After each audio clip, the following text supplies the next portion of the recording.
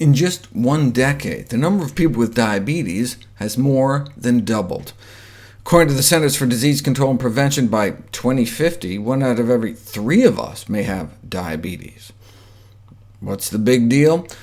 Well, the consequences of diabetes are legion. The number 1 cause of adult-onset blindness, the number 1 cause of kidney failure, the number 1 cause of surgical amputations.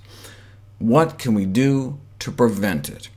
Well, the onset of type 2 diabetes is gradual, with most individuals progressing through a state of prediabetes, a condition now striking approximately 1 in 3 Americans. But only about 1 in 10 even knows it. Since current methods of treating diabetes remain inadequate, prevention is preferable, but what works better, lifestyle changes or drugs? We didn't know until this landmark study was published in the New England Journal of Medicine. Thousands were randomized to get a good double dose of the leading anti-diabetes drug, or diet and exercise. The drug, metformin, is probably the safest diabetes drug there is. Does cause diarrhea, and about half of those who take it makes 1 in 4 nauseous. About 1 in 10 suffer from asthenia, from the Greek meaning lack of strength, causing physical weakness and fatigue.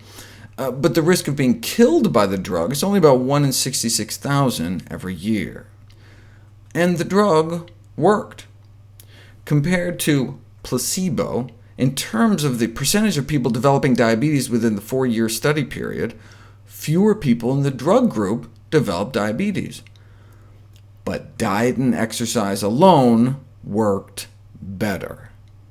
The lifestyle intervention reduced diabetes incidence by 58%, compared to only 31% with the drug.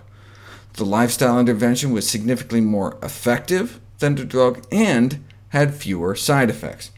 More than 3/4 of those on the drug reported gastrointestinal symptoms, though there was more muscle soreness reported in the lifestyle group on account they were actually exercising. Other studies subsequently found the same result. Non-drug approaches, superior to drug-based approaches for diabetes prevention.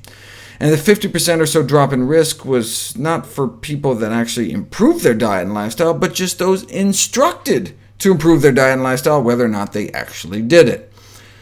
Check this out. This is one of the most famous diabetes prevention studies. 500 people with prediabetes randomized into a lifestyle intervention or control group. And during the trial, the risk of diabetes was reduced by that same 50 to 60%.